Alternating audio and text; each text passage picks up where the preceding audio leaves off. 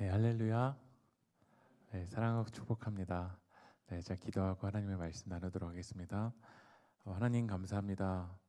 오늘 이 제일소망교회 하나님이 임재하여 주시고 우리 마음을 열어주시고 하나님의 말씀이 우리의 삶 가운데 스며드는 시간 될 수 있도록 성령님 역사하여 주시옵소서. 이 모든 말씀 살아계신 예수님의 이름으로 기도합니다. 아멘. 할렐루야. 저는 세길교회 일산에 있는 교회에서 개척한 지 이제 10년째 사역하고 있는 김기성 목사입니다. 항상 제일소망교회에 너무나도 감사드리고요. 이렇게 사랑으로 교회를 위해서 또 선교해 주시고 기도해 주시고 사랑을 흘려주시는 이 교회에 와서 오늘도 하나님의 말씀을 나눌 수 있어서 깊은 감사를 드립니다. 사진으로만 제일소망교회를 봤었는데 실제 와보니까 교회가 너무나도 아름답고요. 건물만 아름다운 것이 아니라 우리 제일소망교회 성도님들도 너무나도 아름다우신 것 같습니다. 근데 제가 제일소망교회 이 건물 안으로 들어오게 됐었던 이유는 누구 때문이냐면 임교신 목사님 때문입니다. 만약에 제가 임교신 목사님을 알지 못했다면 저는 이 제일소망교회가 아무리 아름다워도 이 건물 안으로 들어가려는 용기는 가지지 못했을 것 같습니다. 제가 사랑하는 아내와 지금 이제 결혼한 지 이제 12년째 살고 있는데요.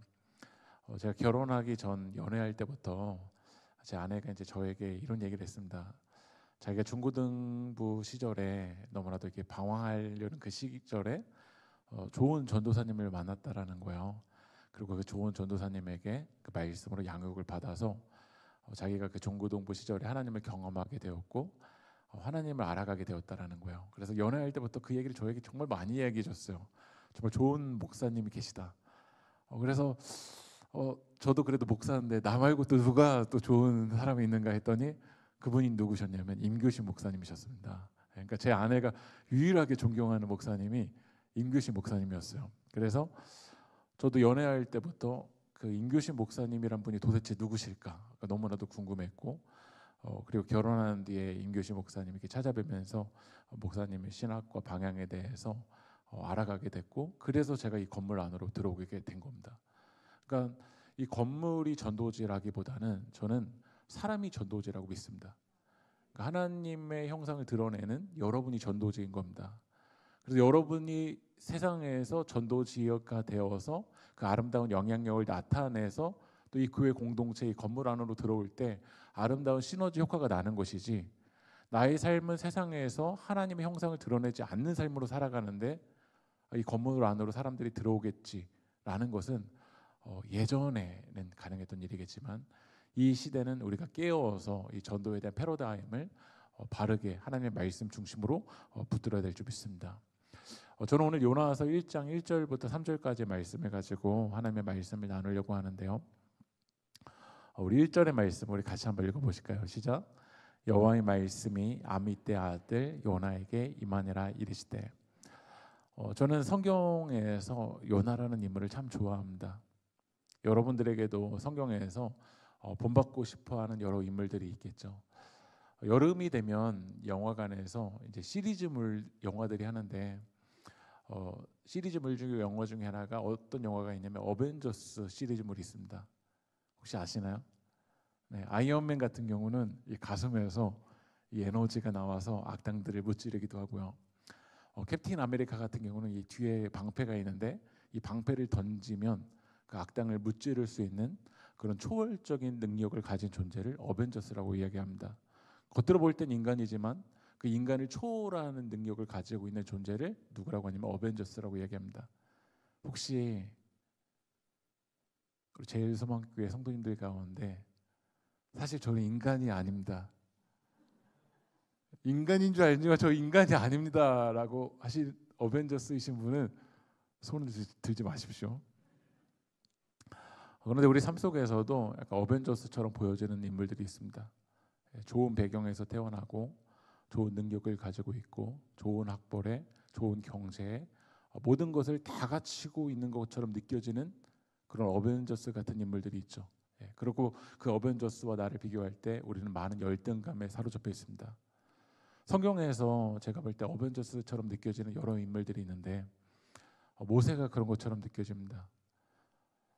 이스라엘 백성들이 홍해라는 그 장애물 앞에 있었을 때 모세는 지팡이 하나를 가지고 바다를 내리쳤습니다. 그리고 그 바다가 어떻게 되죠? 갈라지게 되었습니다. 제가 그 겨울에 속초에서 이제 집회가 있어서 그 속초 앞바다를 잠깐 갔는데 그 속초 앞바다에서 제가 지팡이를 가지고 아무리 내리쳐도 바다가 갈라졌을까요? 아무도 일을 일어나지 않았을까요? 저에게는 아무런 일들도 일어나지 않더라고요.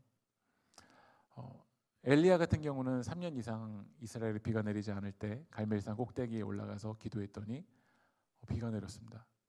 혹시 제일소망교회 성도님들 가운데 내가 기도하면 갑자기 비가 내리기도 하고 그리고 내가 기도하면 비가 멈추기도 하는 그런 어벤져스 같은 초월적인 능력을 가지고 계신 분들이 있으신가요? 저는 왜 이렇게 요나를 좋아하냐면 요나는 저 같습니다. 하나님이 요나에게 왼쪽으로 가라면 왼쪽으로 가라는 그 주님의 음성을 잘 듣고 가는 게 신앙이지 않습니까? 아무리 내가 오른쪽으로 가고 싶어도. 그런데 우리는 왼쪽으로 가라고 하나님 말씀하시는 순간부터 우리 어디로 가죠? 그 주님의 말씀을 제대로 따라왔다면 아마 우리의 인격과 우리의 삶의 모습이 이 정도는 아닐 것 같습니다. 왼쪽으로 가라면 오른쪽으로 갔고 오른쪽으로 가라면 왼쪽으로 갔습니다. 이렇게 손이 없을 때는 이렇게 그냥 막 자유롭게 가는 거 참 괜찮은데 갑자기 손을 그어놓고 넘어오지 말라고 하는 순간부터 우리 뭐 하고 싶죠? 다 같은 마음이시죠? 네. 손을 그어놓고 넘어오지 말라고 하는 순간부터 우리는 뭐 하고 싶냐면 넘어가고 싶습니다. 요나라는 존재가 그런 존재였습니다. 얼마나 선을 넘냐면 요나서 4장으로 넘어가면 하나님과 싸움을 벌이는 거야. 하나님 저 죽어버리고 싶어요. 우리가 아무리 부모님께 화가 난다고 할지라도 집에 들어가서 저 죽어버리고 싶어요 이렇게까지 선을 넘지 않잖아요. 근데 요나는 선을 넘어버려. 하나님 물어봐요. 너 그렇게 화내는 게 옳아? 예, 옳아요. 이렇게 선을 넘어버리는 존재가 바로 요나입니다. 그러나 오늘 우리들은 요나서 1장 1절을 읽고 있잖아요. 왜 우리가 요나서 1장 1절을 읽고 있냐? 요나라는 사람의 자격이 되어서가 아닙니다. 오늘 요나서 1장 1절의 말씀 읽어보면 여호와의 말씀이 아미떼 아들 요나에게 어떻게 됐죠? 임하였습니다. 저는 오늘 하나님이 여러분을 주목하신다고 믿습니다. 내 자격이 되어서가 아니라 살아계신 하나님의 말씀이 오늘 우리에게 임했기 때문인 줄 믿습니다. 말씀이 육신되어 우리 가운데 거하신 분이 누구시죠? 예수님이시지 않습니까? 그러니까 우리가 자격이 되지 않지만 말씀이 육신되어 우리 가운데 거하신 주님의 사랑이 있기 때문에 하나님은 오늘 여러분들을 의롭다고 여기시고 자녀로 여러분을 일컬어 주시고 여러분을 주목하시고 오늘도 하나님이 여러분에게 생명을 허락하여 주신 줄 믿습니다. 그러니까 오늘 우리는 자격이 되어서 이 자리에 온 게 아니라 살아계신 하나님의 말씀이 오늘 우리에게 임했기 때문인 줄 믿습니다. 우리가 말을 건넬 때는 목적이 있는 것 같습니다. 여러분에게 오늘 이 오늘 기도하러 나왔으니까 제가 한번 물어보고 싶습니다. 오늘 요나에게도 하나님의 말씀이 임했는데 오늘 내가 기도할 때 하나님이 말씀해 주시면 좋겠다라고 하시는 분들만 옆에 계시는 분들 눈치 보지 마시고 우리 목사님 눈치 보지 마시고 오늘 하나님이 좀 내게 말씀해 주셨으면 좋겠습니다라고 하시는 분들만 한번 손 한번 들어보실래요? 네, 손 내려주십시오. 또 이런 분들도 계실 수 있잖아요. 말하지 마요. 하나님 오늘 저한테 말하지 마요. 저 건들지 마요. 쟤한테 말하세요 라고 하시는 분은 손을 들지 마십시오. 오늘 대부분의 분들이 손을 들었습니다. 하나님 오늘 내게 말씀해 주십시오. 하나님 오늘 말씀해 주십시오라고 얘기했는데요. 오늘 하나님이 요나에게 말을 건네십니다. 우리가 말을 건넬 때는 목적이 있는 것 같아요. 사귐을 위해서도이기도 하고 정보를 전달하기 위해서도 하기도 하고 오늘 저는 이 마이크에 말을 계속 건네면서 하나님의 말씀을 전달하기 위해서도 말을 건네지 않습니까? 제가 어제 집에 들어갔는데 저의 둘째 아들이 지금 2학년입니다. 아빠라고 이야기합니다. 아빠, 왜? 라고 얘기했더니 저희 아들이 저에게 이렇게 얘기합니다.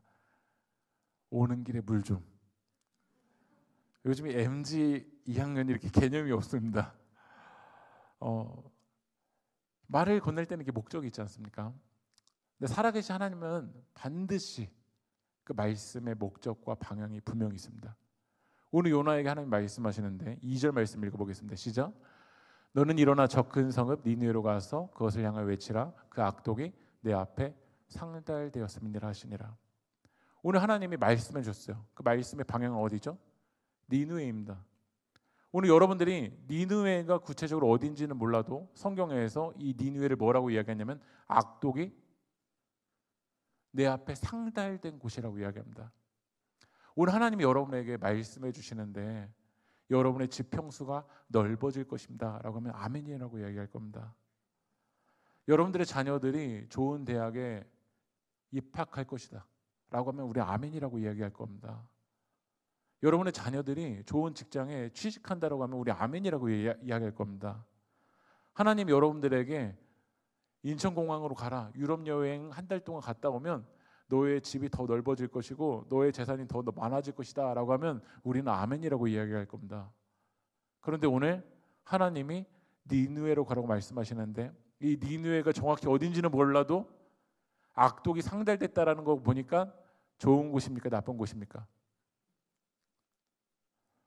우리 갑자기 후회가 됩니다. 괜히 손 들었다.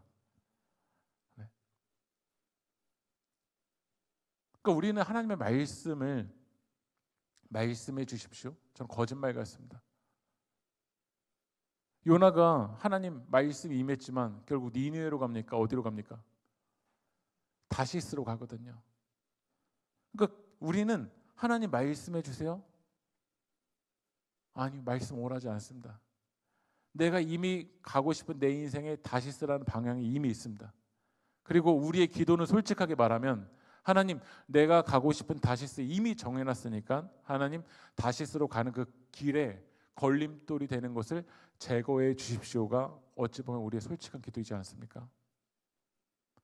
그런데 오늘 하나님은 우리들에게 말씀하십니다. 니느웨로 가라.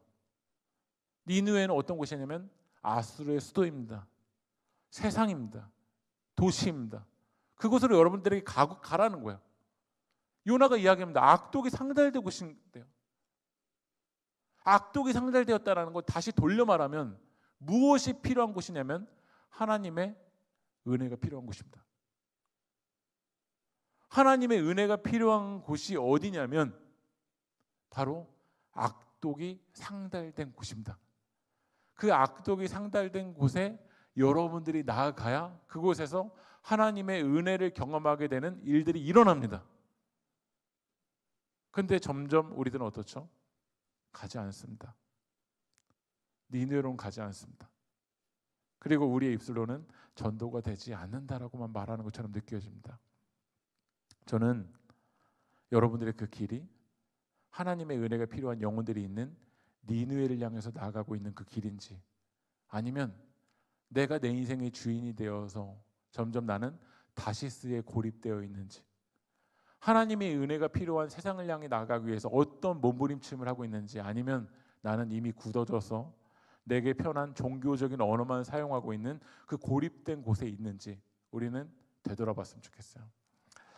저는 교회를 고민할 때 이렇게 벤 다이어그램을 그려봅니다.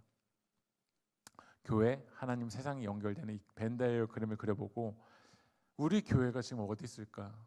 나의 영적인 좌표는 어딜까를 고민해 봅니다. 여러분들이 생각하실 때 이 벤 다이어그램에서 가장 최악은 어디라고 생각하십니까? 세상이라고 말씀하시는 분도 계시죠. 그렇죠? 교회에도 연결되어 있지 않고 하나님과 연결되어 있지도 않은 채 세상 속에서 살아가는 분들도 있죠. 정말 심각하죠. 위기죠. 근데 저는 고민해 볼 때 교회라는 이름은 있는데 교회라는 건물이 있는데 하나님과 연결되어 있지도 않고 그렇다고 하나님의 은혜가 필요한 세상을 향해서 아무런 영향력도 나타내지 않은 채 교회라는 이름만 있는 그런 위치, 공간, 사람들도 있을 수 있습니까? 없습니까? 있죠. 누가 종교를 물어보면 기독교라고 말을 하지만 그 안에 하나님의 일들이 일어나지 않고 그렇다고 세상 속으로 나가지 않은 채 교회라는 이름만을 가지고 있는 그런 교회도 있을 수 있는 것처럼 느껴집니다. 여기에 또 교집합을 생각해 보면 교회와 하나님이 연결되는 교집합이 있습니다. 어떤 분들은 매일매일 큐티도 너무 잘하시고 매일매일 새벽기도 한 번도 빠지지 않으시고 이렇게 금요기도에도 나오시고 주일에 하나님께 나와서 봉사도 너무나도 잘하는 분들, 이 교집합에 계신 분들이 있을지 모르겠습니다. 그런데 정작 중요한 거는 하나님의 은혜가 필요한 영혼들이 있는 세상을 향해서는 한 발자국도 나가지 않은 채 교회 하나님과 연결된 이 교집합에 머무르시는 분들이 있을지도 모르겠습니다. 어떤 분은 이런 분들도 있을 수 있습니다. 교회로서 세상과 소통하는 것이 얼마나 이게 은사가 있어서 축구도 잘하시고 그리고 카페도 잘하시고 저희 일산에는 카페 교회도 있고 어떤 도서관 교회도 있고 어떤 복지하는 그런 교회도 있습니다. 근데 한편으로는 때로는 안타까운 저의 마음 속에서는 세상과 소통을 하지만 그 안에 하나님의 역사가 없고 하나님 나라가 없고 복음이 없고 그런 회심의 일들이 일어나지 않은 채 세상과 소통으로만 끝나는 교회도 있는 것처럼 느껴집니다. 근데 여러분들이 생각하실 때 성경이 말하는 교회의 방향은 어딜까요? 교회, 하나님의 세상이 연결되는 교집합입니다. 저는 이 교집합의 깃발을 꽂고 있는 교회는 지금도 하나님의 역사를 경험하는 교회라고 믿습니다. 근데 중요한 건 여러분 이 벤 다이어그램에서 교회, 하나님, 세상이 연결되는 이 교집합은 가장 좁습니다. 예수님 말씀하셨습니다. 나를 따라오는 그 길은 넓은 문 넓은 길이 아니라 좁은 문 좁은 길이라는 거죠. 이 교회, 하나님, 세상이 연결되는 이 통합적인 존재로 살아갈 때 이 사람을 통해서 세상이 하나님을 경험할 것입니다. 그러나 통합적이지 않고 교회에 왔을 때의 모습과 세상에서의 모습이 다른 가면을 쓰고 살아가는 사람들을 보면서 점점 세상은 우리를 위선적이다라고 말할 것처럼 느껴집니다. 그래서 저는 오늘 이 교회, 하나님, 세상이 연결되는 이 교집합에 깃발을 꽂고 있는 그런 몸부림침에 대한 이야기를 잠깐 나누고 마치려고 합니다.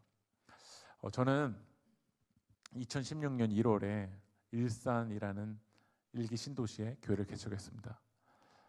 그 당시에 저 아내 3살짜리 딸과 함께 2016년 1월에 일산의 18평 7층 상가에 18평의 공간을 얻어서 교회를 시작했는데요. 당시 돈이 없어서 제 아내와 딸에게는 미안하지만 여보 우리 집을 따로 얻을 수는 없어. 그래서 교회에서 상가에 이제 교회가 있는데 거기에 텐트를 치고 우리 살자라고 이야기해서 거기서 이제 교회와 가정을 시작했습니다. 여러분 상상해 보시면 상가 화장실을 이제 아내가 거기서 이제 씻어야 되기도 하고 화장실을 집 화장실이 아니라 상가 화장실을 이제 사용한다고 생각해 보십시오. 그래도 아무튼 교회가 시작이 되더라고요. 근데 그때가 영하 18도여서 너무 추웠습니다. 근데 외적인 온도보다 사실 저의 마음의 온도가 더 추웠던 것 같아요. 2016년 1월에 교회가 시작되면, 교회가 개척되면 지금도 교회가 될까라는 그런 불안감과 하나님 도와주시겠지라는 그런 양가 감정이 왔다 갔다 하면서 하루를 이제 시작한 것 같아요. 텐트에서 이제 자려고 누웠는데 저는 잠이 오지 않는 거예요. 근데 저의 딸과 제 아내는 이제 잠이 들었어요. 한참 동안 잠이 오지 않아서 앉아 있다가 이제 자려고 딱 누웠는데 교회가 딱 처음 시작하는 날이에요. 갑자기 제 귀에서 희미한 소리가 들리기 시작합니다. 제가 그 소리를 아직 기억하는데 잠깐 들려드려도 괜찮을까요? 찰랑찰랑 찰랑대는 그 소리가 들리기 시작하는 거예요. 근데 이 소리가 멈추질 않는 거예요. 와, 교회가 시작하니까 사단의 역사도 시작하는구나. 그래서 너무 무서워서 제가 아내를 깨웠습니다. 흔들어서. 여보, 큰일 났어. 내 귀에서 노래 소리가 들리기 시작해. 근데 제 아내가 MBTI T거든요. 그냥 자! 라고 소리를 치는 거예요. 근데 그렇게 소리쳤고 누웠던 아내가 갑자기 저한테 이렇게 얘기합니다. 여보, 나도 들려! 라고 얘기를 하는 거예요. 근데 그 소리가 어디서부터 왔는지를 제가 찾아보니까 당시 교회 7층 상가에 이제 7층에 이제 저희 교회가 있고 지하 1층에 PC방이 있고 1층에 호프집이 있고 2층에 마사지집이 있고 3층에 노래방집이 있는데 그 노래방의 노래소리가 건물 외벽을 타고선 7층까지 올라오는 거야.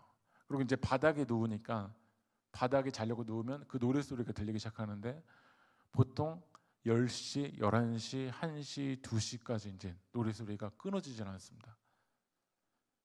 그 다음날 이제 새벽 기도를 가야 되는데 잠을 잘 수가 없는 거예요.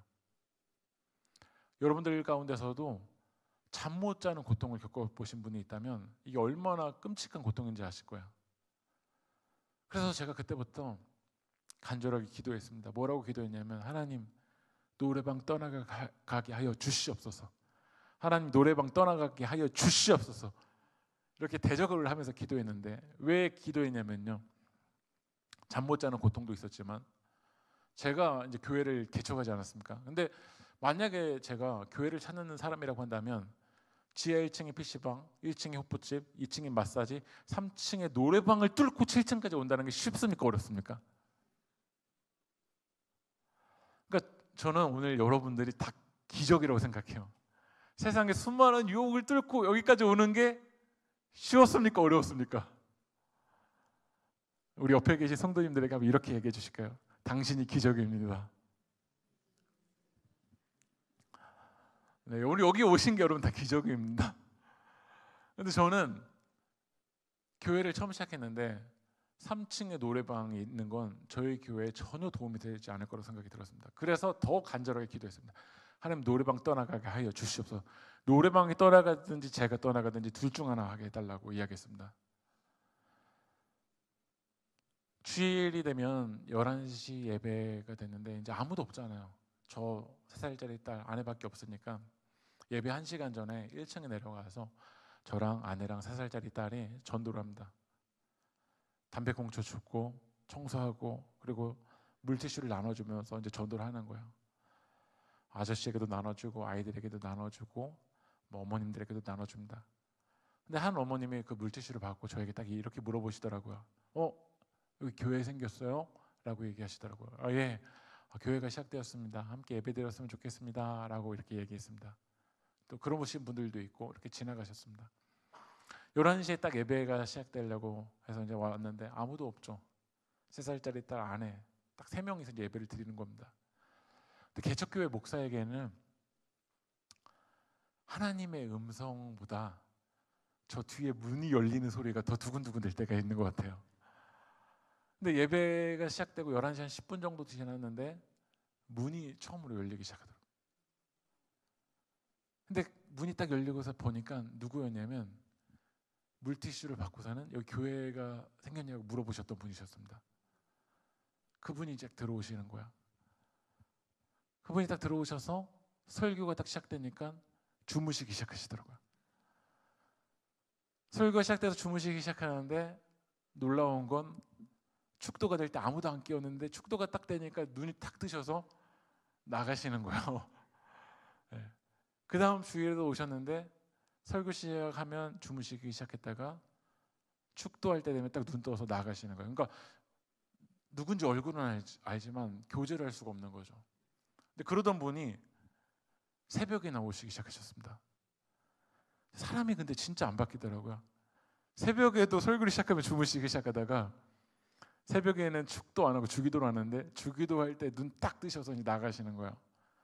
그렇게 반복해서 이게 나오시는 거죠. 그러니까 저는 얼굴만 아는 분인데 어느 날은 새벽기도 끝나고 안 가시는 거예요.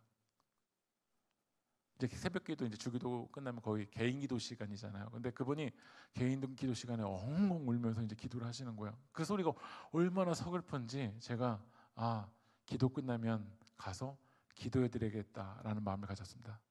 그리고 이제 그분이 이제 기도가 마무리하고 나가시기 전에 가서 제가 물어봤어요. 성도님, 좀 기도해 드리고 싶다고, 어떤 기도 제목이 있으세요? 라고 얘기했는데 그 성도님 저에게 이렇게 얘기하는 거예요. 목사님, 죄송합니다. 제가 그동안 자기소개를 하지 않고 교회를 다녔습니다. 저 사실 3층 노래방 사장입니다.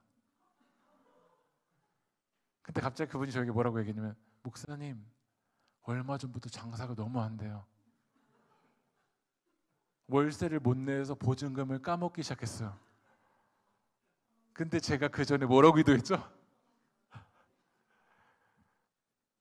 노래방 떠나가게 해달라고 대적하면서 기도했잖아요. 갑자기 제가 식은땀이 막 줄줄 흐르는 거예요. 근데 그때 하나님 기적을 일으켜 주셨습니다. 그 기적은 무엇이었냐면 노래방에 나간 것도 아니고 제가 나간 것도 아닙니다. 근데 밤 10시에 자려고 누웠는데 노래방에 노래소리가 들리기 시작하면 갑자기 마음의 평강이 찾아오기 시작하는 거예요. 와, 장사 된다. 우리 성도님 이제 안 떠나가신다. 그리고 갑자기 노래방의 노래소리가 멈추기 시작하면 그때부터 불안감이 찾아오기 시작하는 거예요. 장사 안 된다. 이 성도님 떠나가시면 어쩌지? 제가 왜 이것을 기적이라고 이야기하냐면요, 하나님이 저를 바꿔주셨거든요. 그 전까지는 저의 교회 이미지에 도움이 될까 안 될까만 봤는데 노래방 사장도, 노래방 안에서 노래를 부르는 사람도 하나님의 은혜가 필요한 영혼이라는 거예요. 그 관점으로 노래방을 바라보니까요, 전혀 다른 시각으로 바라보게 됐어요. 그 전까지는 우리 교회 이미지에 도움이 될까 안 될까로만 봤어요. 근데 하나님이 저에게 일으켜 주셨던 기적은 하나님의 은혜가 필요한 영혼, 그렇게 바라볼 수 있는 눈을 열어주셨어요. 여러분은 세상을 향해서 어떤 태도와 어떤 자세로 바라보고 있을까요? 그럼 전도를 여러분 뭐라고 생각하십니까? 전도는 복음을 전하는 거지 않습니까? 국어사전을 찾아보면 도리를 세상에 널리 전하는 거예요. 그러면 두 가지가 전제가 돼야 되는 것 같아요. 하나는 우리가 믿는 도리 복음이 무엇인가, 하나님 나라 복음이 무엇인가, 그것을 분명하게 알고 있어야 되고요. 그리고 이것을 알고 있다면 세상과 연결되어야 됩니다. 세상의 빈틈과 연결되어야 되지, 그래야 전도의 역사가 일어납니다. 팀켈러 목사님은 센터 초치라는 책에서 전도에 대한 이런 비유를 이야기했습니다. 거대한 바위를 제거하는 걸 전도라고 이야기한다면, 거대한 바위를 제거하기 위해서는 바위의 중심부에 빈틈과 연결돼야 된대요. 고속도로를 만들려고 하는데 그 고속도로를 만들려고 하는 곳에 거대한 바위가 있다면 이 거대한 바위를 제거하기 위해서는 그 바위의 중심부에 빈틈과 연결되어서 그 빈틈이 크지 않아도 돼요.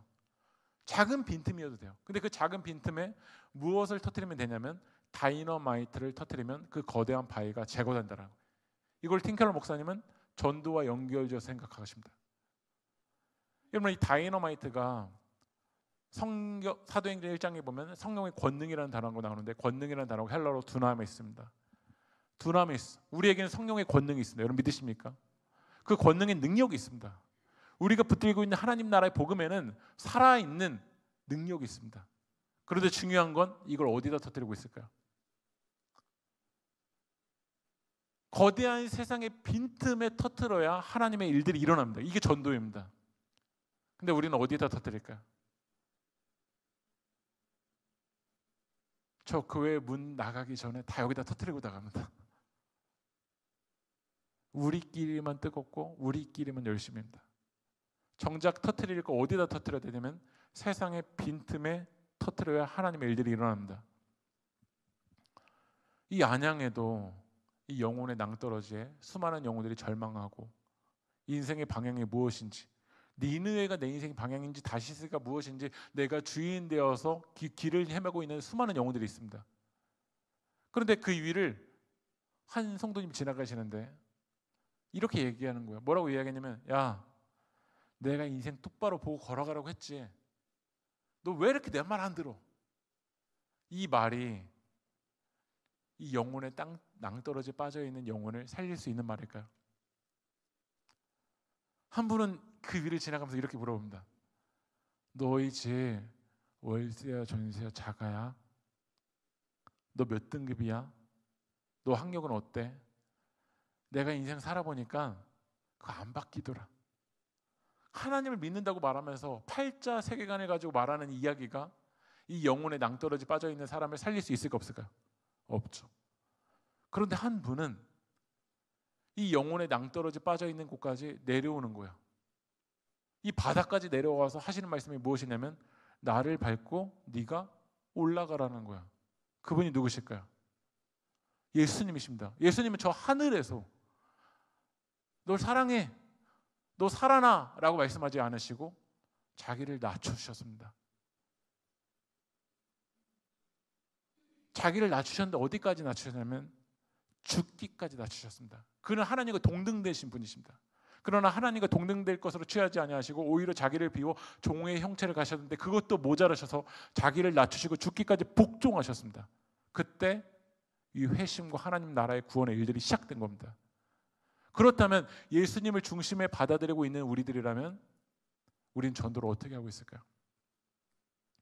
저 꼭대기에서 이게 하나님 나라 복음이야 라고만 던지고 있지 않을까요? 네, 제가 처음 개척을 시작했던 18평의 공간입니다. 만약에 여러분들이 교회를 찾는다고 하면 이 18평을 들어가시고 싶으십니까? 저는 제가 이렇게 인테리어를 하고 싶지 않았습니다. 근데 당시 있었던 돈으로 인테리어 할 돈도 없었고 이미 꾸며져 있었던 그 교회, 기도원이었었던 공간인데 이 공간을 인수해서 들어갔습니다. 전도하고 싶었지만 어떻게 전도할지 문화적으로 아니면 어떤 콘서트 여러 가지 방법들을 고민했지만 제가 할 수 있는 건 돈도 없었고 제가 알고 있었던 전도는 예전에 물티슈 가지고 전도지 가지고 나누는 그 전도만 봤거든요. 제가 본 전도는 그거밖에 없었어요. 그래서 시중에 있는 돈을 가지고 8,000장의 전도지를 만들었습니다. 그리고 8,000장의 전도지를 3개월 동안 신중하게 뿌렸습니다. 만나고 나눠주고 아파트 앞에 붙이고 그렇게 2016년 1월, 2월, 3월까지 3개월의 시간을 보냈습니다. 어떤 일이 일어났을까요? 한 명의 성도님이 등록했습니다. 그러니까 8,000장을 나눠줬더니 한 명의 사람과 연결을 됐습니다. 그래서 이것을 어떤 분은 이거 너무 비효율적이다, 경제적이지 않다라고 말씀하실 분이 있을지 모르겠지만 저에게는 8,000번만 나눠주면 한 명의 사람이 세워줄 수 있다는 걸 저는 매우 경제적인 비율이라고 생각했습니다. 그래서 제가 그때부터 어떻게 했냐면 전도지를 8,000장, 만장, 만장, 만장, 만장, 만장, 만장, 만장 이렇게 만들었습니다. 지금 제가 보여드리는 그 전도지만 지금 12개거든요. 그러면 몇 명이 이제 등록이 돼야 되죠? 12명이 등록이 돼야 되잖아요. 저는 그 당시에 새벽에 새벽기도 끝나고 나오면 전도하러 나갔고요. 오전에도 전도하러 나갔고 오후에도 전도하러 나갔습니다. 제가 오전에 나가면 제 아내는 교회에서 전도 공장을 만들어서 전도 물품을 제작했고요. 저만 나갈 수 없어서 3살짜리 딸 너도 전도하러 나가자. 그래서 저랑 아내랑 봄, 여름, 가을, 겨울 만장, 만장, 만장, 8,000장, 8,000장, 8,000장, 8,000장 이렇게 전도하러 나갔습니다. 그런데 8,000장의 기적은 단 한 번밖에 일어나지 않았습니다. 그때부터 제가 나눠줬던 전도지는 약 12만 장은 됐을 겁니다. 그러나 12만 장을 나누는 동안 한 명의 성도님 외에는 아무도 등록되는 일들이 일어나지 않았습니다. 그때 제 아내가 저에게 이렇게 얘기했습니다. 여보, 둘째 갖자.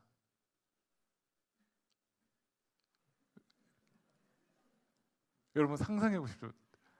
그래도 제가 남편이고 아빠인데 상가에서 텐트 치고선 사는데 거기에서 둘째를 갖는다라는 건 저는 진짜 낭떠러지 떨어지는 줄 알았습니다. 근데 제 아내가 이렇게 얘기했습니다. 우리가 떨어질 때가 더 어디 있어? 이렇게 해서 전도 안 되는데 영혼을 낳아서 생명을 낳아서 전도해도 되잖아 라고 해서 제가 그 말씀에 순종해서 거기서 둘째가 생겼습니다. 그러니까 원래는 제 아내랑 같이 전도회를 나가는데 이제 진짜 캄캄해지기 시작했습니다. 제가 키가 188이거든요. 이 188 남자가 혼자 나가서 전도를 하는데 나를 따라서 27층 18평 이 교회에 올 수 있을까? 이건 제가 이렇게 생각하고 저렇게 생각해도 답이 나오지 않는 일이었습니다. 근데 제 아내는 지금 배가 점점 불러오고 있고 제가 할 수 있는 건 뭐밖에 없었냐면 나가서 계속 전도지를 뿌리는 거였습니다. 근데 아무리 뿌려도 아무런 일들도 일어나지 않는 거예요. 점점 제 아내는 배가 불러오고 있고 여기서 이제 둘째는 태어날 것 같은데 이거는 진짜 영혼 구원이 아니라 저에게는 생존의 문제였던 것처럼 느껴졌습니다. 하나님, 저 이러다 진짜 낭떠러지 완전 떨어져 버려요. 근데 제가 밖에 나가서 열심히 전도하고 오면 아내가 집에서 이제 뭔가를 열심히 하고 있는 거예요. 딱 와서 보면 뭐라고 열심히 하고 있냐면 스마트폰을 정말 열심히 하고 있습니다. 스마트폰을요. 새벽기도 나오신 분이 우리 제일소망교회는 없으시겠지만요. 새벽기도 나오신 분은 새벽기도 안 나온 사람을 정죄할 확률이 높습니다. 그러니까 노방전도한 사람은 안 한 사람을 정죄할 확률이 되게 높아요. 저는 남편은 밖에 나가서 이렇게 열심히 전도하고 있는데 집에서 아내는 말은 못하지만 스마트폰을 하고 있다니 이런 이제 정죄가 안에서 막 떠오르죠. 근데 아내가 저에게 이렇게 얘기하는 거예요. 그때 이제 저희가 계획했던 이제 전도 모임이 있었거든요. 지역사회와 연결하는 그런 모임을 저희가 계획했는데 제 아내가 이렇게 얘기하는 거예요. 여보, 이제 나가지 마. 여보, 나가지 마. 라고 얘기하는 거야. 내가 할게. 나가지 말라는 거야. 네. 그럼 어떻게 되는 걸까요, 이제? 근데 그때 제 아내가 그렇게 이제 저한테 얘기를 하는데 제가 그때 아무런 일들이 일어나지 않잖아요. 그래서 제가 저희 교회가 지금 이제 호수공원 앞쪽으로 이제 이사를 왔는데요. 저희 교회 근처를 한번 제가 걸어가 보기 시작했습니다. 원래 전도띠를 메고 물티슈를 가지고 이렇게 나눴던 그것을 다 내려놓고 이 1km 근방을 그냥 걸어가 본 거예요. 근데 저희 교회에서 딱 150m만 가면 교회가 있습니다. 그 교회 홈페이지를 제가 들어가 봤더니 부목사님이 10명입니다. 그러니까 교인 성도님이 몇 명인지 여러분들이 상상하지 않으셔도 부목사님이 10명인 교회입니다. 150m 딱 건너면. 그리고 오른쪽으로 200m 가면 라페스타 거리인데요. 여기에는 홈페이지를 들어가 봤더니 이 교회는 부목사님이 2분이 계십니다. 그리고 저희 교회로부터 500m 가면 거기는 일산에서 청년들이 제일 많이 모이는 교회인데 찬양 인도자가 레베카 황이라고요. 밤이나 낮이나 이 찬양이 아실 겁니다. 어제나 오늘도 그 찬양을 만든 사람이 찬양인도라고 있어요. 사모님이 연예인 자두가 거기 있어. 네. 그리고 저희 교회로부터 800m 떨어져 있는 데는 일산에서 가장 큰 10,000명이 모이는 교회입니다. 롯데 백화점보다 건물이 더 큽니다. 제가 그 거리를 전도띠를 벗고 물티슈를 내려놓고 걸어가 봤더니 어느 날은 그 거리에서 물티슈를 5개를 받는 거예요. 내가 그냥 일반 사람이라고 생각해도 지금 2025년에서 이 거리는 너무 피곤하게 느껴졌습니다. 저는 노방전도를 불신하는 사람이 아닙니다. 제가 동남아로 선교를 갔었을 때는 지우개 하나를 나눠줘도 5km, 10km 떨어져 있는 곳에서도 그 지우개 하나 받으려고 교회에 오는 일들이 있었습니다. 그런데 2025년 일산에서는 제가 나눠주고 있는 물티슈는, 맥심 커피는 매우 피곤했습니다. 그때 제 아내가 뭘 열심히 하고 있었냐면 맘카페를 열심히 하고 있었는데, 맘카페를 얼마나 열심히 했는지 이 맘카페 레벨이 있는데 그 레벨의 최고 레벨까지 찍은 거예요. 그리고 얼마나 열심히 하는지 이 맘카페에서 제 아내를 직원으로 스카우트 제안이 들어왔습니다. 월급을 줄 테니까 일을 해달라고. 거절하긴 했지만 그 제안까지 들어왔습니다. 근데 고양시 인구가 100만 명인데요, 이 일산 아지매라는 맘카페에 회원수가 44만 7,873명입니다. 근데 여기에 아무런 글을 올릴 수가 없는데 제 아내는 한 달에 한 번 유료가 되는 그런 모임도 글을 올릴 수 있는 권한까지 올라간 거예요. 그리고 제 아내가 저희 당시 교회에서 음식 만들기 모임을 열었는데 그 글을 딱 열었더니 30분도 안 돼서 저 참석할래요, 저 참석할래요, 저 참석할래요, 저 참석할래요, 저 참석할래요 하고 밑에 대기가 나기 시작하는 거예요. 그때 저희 교회에서 딱 열었던 모임이거든요. 뭐지? 저도 열심히 했고 제 아내도 열심히 했는데 저는 사람들이 싫어하는 곳에 그물을 계속 던지고 있었고요. 제 아내는 사람들이 있는 곳에다가 그물을 던지고 있었더라고요. 지금 세상을 압도하는 회사의 공통적인 특징은 플랫폼입니다. 플랫폼 정거장 다리라고 얘기를 하죠. 근데 이 플랫폼은 특징이 무엇이냐면 사람들이 모여 있는 곳에다가 뭐를 놓냐면 정거장을 놓습니다. 예전의 방식은 건물을 만들어 놓고 오라 방식이었습니다. 그러나 지금 플랫폼의 방식은 세상 사람들이 온라인에 모여 있다. 그럼 그 온라인에다 장을 만듭니다. 그 온라인에 공유를 합니다.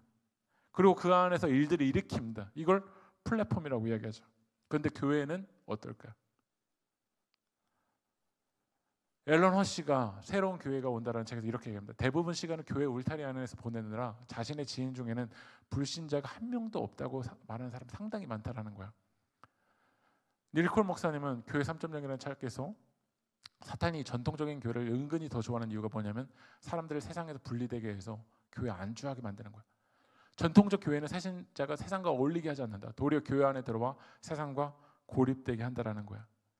그래서 저희 교회에서는 고양시에 등록을 하고 작은 도서관을 만들었습니다. 근데 도서관을 만들고도 세상에는 이미 도서관이 많거든요. 이미 책을 잘 빌려주는 도서관도 있는데 저희 교회에서는 고민을 했습니다. 세상이 하지 않는 일들을 일으킬 수 있는 게 뭘까? 그리고 작은 도서관이니까 목적, 대상을 좁혔습니다. 30, 40대 엄마들을 위한 모임을 만들어 보자. 그리고 30, 40대 엄마들과 저희 교회는 이례적인 것보다는 4회, 8회 한 번 만날 때 2시간씩 8번씩이 만나는 거예요. 선교적으로 일회성 행사 우리 하지 말자. 그리고 이 섬기는 사람은 복음 안에 있는 사람이 하고 목적 대상을 좁히고 지역이 필요로 하는 모임을 만들어가자. 제가 최근에 지금 저희 도서관에서 만나고 있는 엄마들입니다. 2시간씩 만나요. 한 주에. 그러면 8주를 만나면 이 엄마가 뭐 때문에 화가 나고 있고 남편 뭐 때문에 흉을 보고 있고 시댁과 어떤 관계가 들어있는지를 제가 더 잘 압니다. 그리고 그 안에는 초등학교 때 교회를 다녔다가 지금 교회 다니고 있지 않은데 이제 남편도 내 맘대로 안 되고 자녀도 내 맘대로 안 되고 뭔가 의지하고 싶어요. 이 이야기를 이 모임 안에서 이야기를 합니다. 하나님 믿고 싶어요는 아닌데 뭔가 이제 의지해보고 싶어요라는 이야기를 합니다. 그때 저는 느낍니다. 하나님의 은혜가 필요하구나. 종교적인 언어는 말하지 않지만 하나님의 은혜가 필요하겠구나라는 생각을 하게 됩니다. 그래서 계속 만나는 거야. 근데 한 어머님이 저한테 이렇게 문자를 보냈어요. 이 모임 너무 좋은데 더 하고 싶은데 자기가 맘카페 회원인데 자기도 레벨 괜찮은데 이 정보 공유해서 자기가 사람 모아오면 해도 되냐나요. 근데 이 어머님이 12명을 모아왔어요. 12명을 저희 도서관에 모아서 이 모임을 만들기 시작했어요.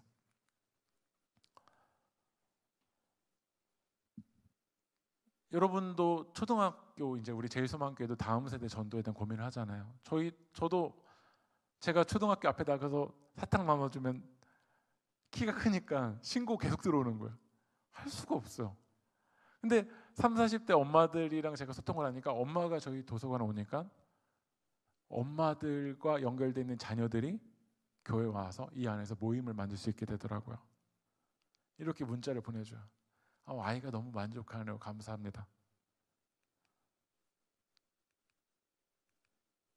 저는 이런 고민을 우리가 해봐야 된다고 생각이 들어요. 도시목회 가이드라는 책에서 스티브엄 저자드가 이렇게 얘기합니다. 당신의 도시는 어떤 역사를 지녔고 어떤 가치관을 지녔고 어떤 비전을 지녔고 어떤 두려움을 지녔고 어떤 관습을 지녔고 여기는 안양이니까 안양에 두려움이 있을 겁니다. 여러분들이 속한 공동체 안에 두려움이 있을 겁니다. 우리는 그 고민을 하냐라는 것을 생각해 보게 됩니다. 그래서 이렇게 모임들을 만들어가면서 제가 내린 결론은 이겁니다. 같이 한번 따라해 보실까요? 복음은 빈틈으로 스며든다. 중요한 건 그 빈틈이 크지 않아도 됩니다. 중요한 건 그 빈틈과 연결되냐가 문제예요. 하지만 우리 크리스찬의 전도는 그 빈틈과 연결되지 않은 채 매우 일방적인 것 같습니다. 누군가에게는 그 빈틈이 열리기까지 밥을 먹어야 되기도 하고요. 누군가에게는 그 빈틈이 연결되기까지 공감해야 되기도 하고요. 누구는 빈틈과 연결되기까지 마음을 나눠야 되기도 합니다. 그러나 그 빈틈과 연결될 때 그곳으로 다이너마이트를 터뜨릴 때 회심의 일들은 일어난다고 믿습니다. 중요한 건 빈틈에 무엇을 터뜨려야 되냐면 복음을 터뜨려야 됩니다. 제가 개척한 뒤 열심히 전도하다가 금요기도회를 앞두고 이제 말씀 준비하기 위해서 교회 사무실에 앉아 있는데 아내가 전화가 오는 거예요. 딱 전화를 받아봤더니 아내가 너무 좋아요. 뭐라고 얘기했냐면 여보 빅뉴스. 뭔데? 내가 전도하려고 했던 체린이 엄마 있잖아. 오늘 온대. 금요기도회 때. 근데 남편도 데리고 온대. 체린이도 같이 온대. 근데 저는 그 이야기를 듣는데 갑자기 너무 불안한 거예요. 왜냐하면 그 당시에는 저희 교회 금요기도회가 저랑 아내랑 청년 한 명 있었어요. 그래서 금요기도를 어떻게 들었냐면 책상 하나 펴놓고 거기에 의자 이렇게 놓고 기타 치면서 이렇게 예배를 드리는데 그게 금요기도였거든요. 근데 그 금요기도에 3명이 온다라는 소식을 듣는데 저는 기쁘다라기보다 저의 마음은 어떠냐면 너무 불안한 거야. 왜 불안했냐면 3명이 오는데 3명밖에 없는 기타 치면서 하는 모습을 보면서 그 영혼이 그 다음 주에 올까? 그래서 제가 성도님에게 전화했어요. 성도님 오늘 금요기도에 한 성도님 모신다는데 금요기도 오실 수 있어요? 성도님 이야기 목사님 죄송해요 일 안 끝났어요. 제 마음속에 이런 마음이 드는 거예요. 차라리 주일날 오지. 주일날 오면 10명은 앉아있는데 주일에 오면 PPT는 있는데 주일에 오면 그래도 건반 칠 사람은 있는데 금요기도에 그 3명이 왔는데 기타를 치면서도 불안한 거야. 이 모습을 보고 그 3명이 다음 주에 올까? 그때 금요기도회 끝나고 제가 만난 말씀이 이 말씀이에요. 우리를 위하여 기도하되 하나님이 전도의 문을 우리에게 열어주사. 저는 하나님 어떻게 세상과 소통할 수 있어요? 세상의 빈틈과 연결될 수 있어요? 이거를 정말 기도했는데 정작 무엇을 붙들지 않았냐면 그리스도의 비밀을 어떻게 전할지 모르는 거예요. 그러니까 금요기도에 온다고 했었을 때 막상 왔지만 부끄러운 거죠. 그 당시 저희 교회 물티슈로 봤더니 앞에는 뭐가 있냐면 교회 시간, 교회 주소가 있더라고요. 그거는 전도라기보다는 교회 홍보잖아요, 사실요. 뒤에 말씀이 이렇게 적혀져 있는데 정작 말씀이 선명해야 될 곳에는 뭐가 있냐면 유통기한, 성분. 정작 그 그리스도의 비밀에는 이 덮여져 있는 모습이 딱 저 같았어요. 그때 제가 만났던 책이 교회 3.0이라는 책이었는데요. 그 책에서 이렇게 얘기하더라고요.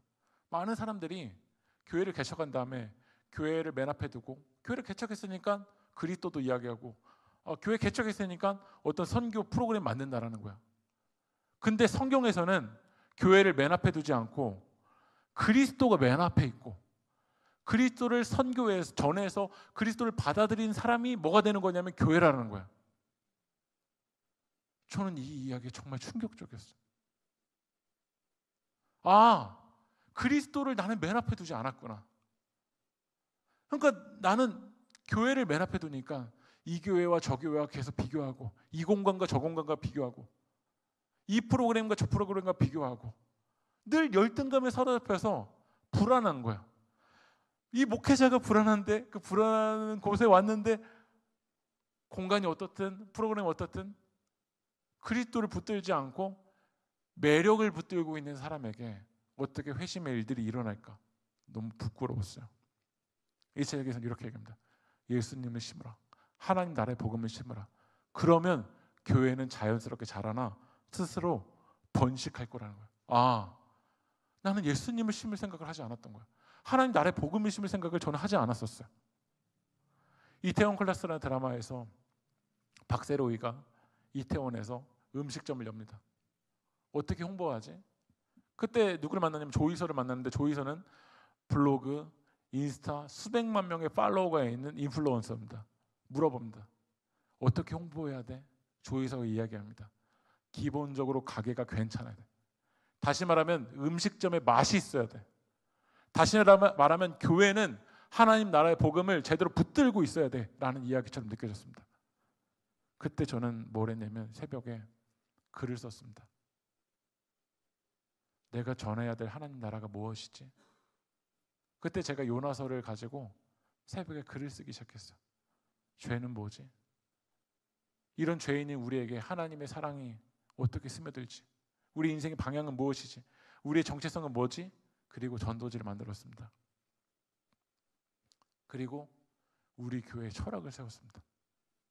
그때 저희 교회 이름이 뭐냐면 새길교회인데요. 교회는 하나님의 은혜가 필요한 세상을 위해 있다. 그리고 세상에 그냥 나가면 안 된다. 길 대신 예수 그리스도를 붙들고 나가야 된다. 그냥 세상에 나가면 나도 세속화된다. 그러나 길 대신 예수 그리스도를 붙들고 니느웨로 나갈 때 이 니느웨 땅이 하나님의 긍휼의 땅으로, 예배의 땅으로 변화될 줄 믿습니다. 저는 저의 부끄러운 이야기를 말씀드리자면요, 처음에 저희 교회가 개척될 때 교회 이름이 뭐였냐면 새싹교회였습니다. 새싹교회. 일산 새싹교회. 교회 로고요. 이쁜가요? 근데 2년을 제가 목회를 한 다음에 실제로 아이들이 많이 전도됐습니다. 그런데 제가 그때 2년 딱 지났을 때 내가 5년 뒤에도 이 교회에 있을까? 없을 것 같은 거예요. 그래서 제가 교회들을 찾아봤습니다. 그거 검색해봤어요. 지금도 개척해서 되는 교회가 있을까? 그래서 제가 교회를 찾아봤는데 강남에 원래 MBC 아나운서셨다가 목회를 하신 그 조정민 목사님이 세우신 교회가 있는데 거기가 영어 교회 이름이 뭔지 봤더니 베이직 철치더라고요. 홍민기 목사님이라는 분이 있는데 부산에서 대형 교회를 하시다 그걸 내려놓고 이제 개척을 운동을 하시는 분이 계시는데 그분의 교회가 뭔지 찾아봤더니 교회 이름이 라이트하우스였어요. 또 제가 끝까지 간다라는 책을 읽었는데 그 교회 목사님이 개척 운동을 일으키는데 그 교회 이름이 뭔지 찾아봤더니 웨이 철치였어요. 아, 이 시대는 교회 이름이 영어여야 되는구나. 그래서 제가 뭘 했냐면 교회 이름을 새싹교회에서 Y철치로 바꿨습니다. 이러면 되는 줄 알고. 저는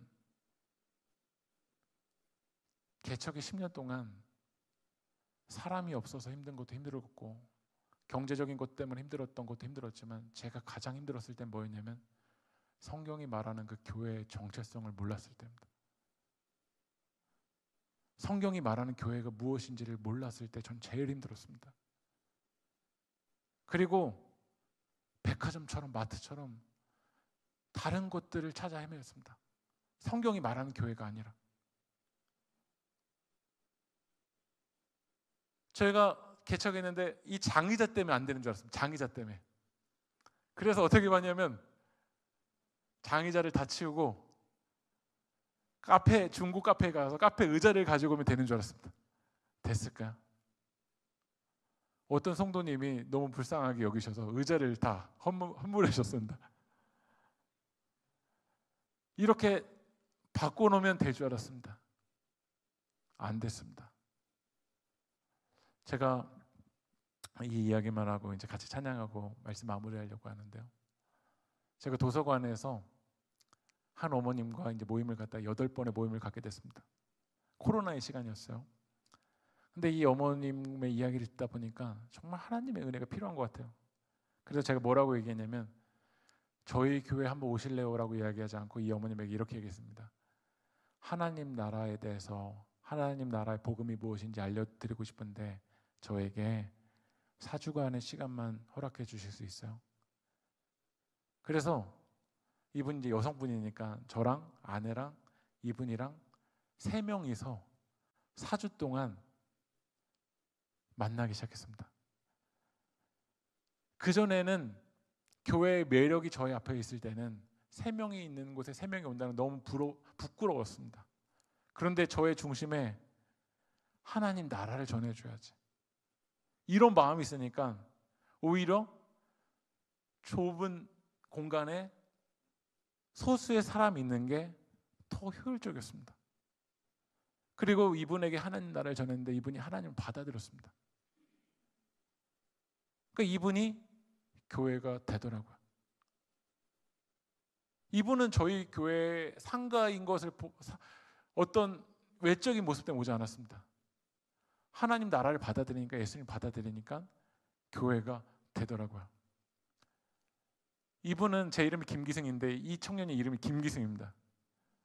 이 청년이 김기승인데 알라딘에다가 내 이름이 김기승인데 혹시 김기승이라는 사람이 책을 지은 사람이 있을까라고 김기승을 검색해 봤는데 제가 지은 책이 나온 거예요. 그래서 찾아왔습니다. 근데 이야기를 나누다 보니까 이 청년이 신촌에 삽니다. 저희 교회는 일산이고요. 너무나도 하나님이 허락해 주신 중요한 계기일 것 같아서 제가 이 청년에게 이야기했습니다. 내가 4주 동안 신촌에 스타벅스 카페로 갈 테니까 4번을 날 만나줄래요? 그러니까 청년이 만나주겠대요. 제가 가겠다니까. 스타벅스에서 1대1로 하나님 나라를 전했습니다. 이 청년이 하나님 나라를 받아들이니까 교회가 되더라고요. 제가 어떤 수로 신촌에 있는 이 한 사람을 밥 사준다고 어떤 매력으로 끌고 올 수 있겠습니까? 저는 우리 제일소망교회도 너무 아름다운 교회, 아름다운 성도님, 특별히 하나님께서 이 공간과 이 시간을 허락해 주신 이유가 있다고 믿습니다. 그게 교회의 정체성은 바로 전도이지 않습니까? 우리를 구원해 주신 이유가 나만 구원받고 끝나는 게 아니라 하나님의 은혜가 필요한 영혼들, 그들에게 하나님 나라를 전하라고 여러분 불러주신 줄 믿습니다. 그래서 우리의 시선이 내게로부터 눈을 들어서 하나님 나라를 바라볼 때 하나님 나라가 시작될 줄 믿습니다.